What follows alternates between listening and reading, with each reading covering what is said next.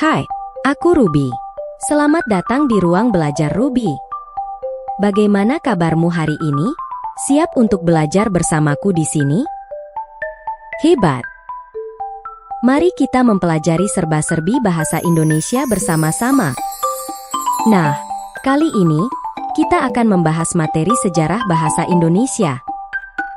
Capaian materi yang harus kalian kuasai kali ini adalah mampu memahami sejarah dan politik bahasa Indonesia. Pernahkah kamu bertanya-tanya dari manakah asal bahasa Indonesia? Dan bagaimana sebenarnya sejarah bahasa Indonesia itu? Nah, di video ini, kita akan mempelajarinya bersama-sama. Jangan lupa catat hal penting selama pembelajaran nanti. Dan jangan ragu untuk bertanya, jika ada bagian yang belum kamu mengerti.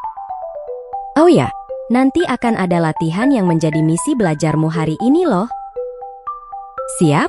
Ayo kita belajar.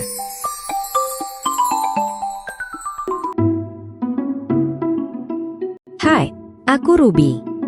Kali ini, kita akan mempelajari tentang sejarah bahasa Indonesia. Apakah teman-teman tahu bahwa bahasa Indonesia berasal dari bahasa Melayu?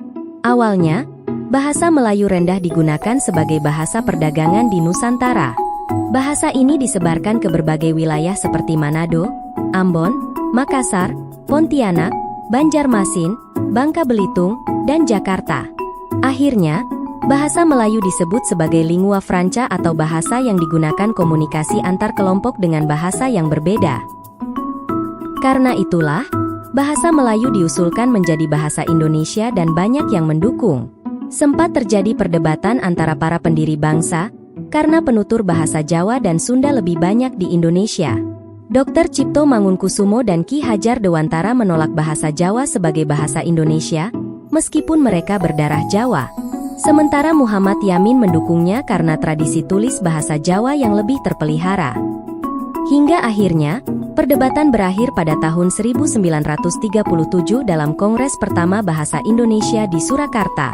Bahasa Melayu digunakan sebagai bahasa perdagangan dan bahasa resmi oleh VOC dan digunakan dalam urusan perjanjian atau surat menyurat dengan para raja. Pada tahun 1918, bahasa Melayu ditetapkan menjadi bahasa persekutuan nasional oleh Raja Belanda yang mengizinkan Dewan Rakyat untuk menggunakannya dalam perundingan. Hingga pada tahun 1928, para pemuda berkumpul dalam Kongres Pemuda kedua ketika mereka mengikrarkan Sumpah Pemuda yang menjadi landasan terbentuknya negara, bangsa, dan bahasa Indonesia.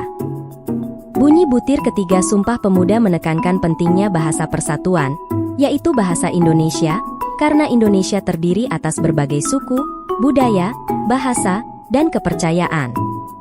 Meskipun terdapat banyak bahasa di Indonesia, kita harus menjunjung bahasa Indonesia sebagai bahasa persatuan dan menempatkan bahasa Indonesia di atas bahasa daerah atau asing, tanpa meniadakan bahasa lain.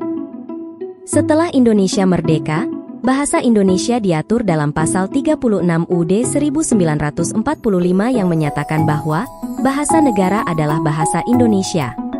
Dengan demikian, Sumpah Pemuda melahirkan bahasa persatuan, dan UUD 1945 melahirkan bahasa negara. Bahasa Indonesia juga pernah mengadopsi 3 jenis ejaan.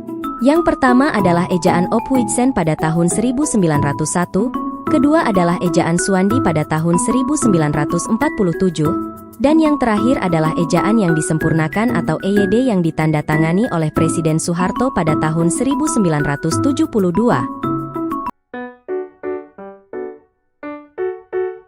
Kalian sudah mempelajari banyak tentang sejarah bahasa Indonesia. Untuk itu, mari kita berlatih untuk memperkuat pemahaman kalian mengenai materi tersebut.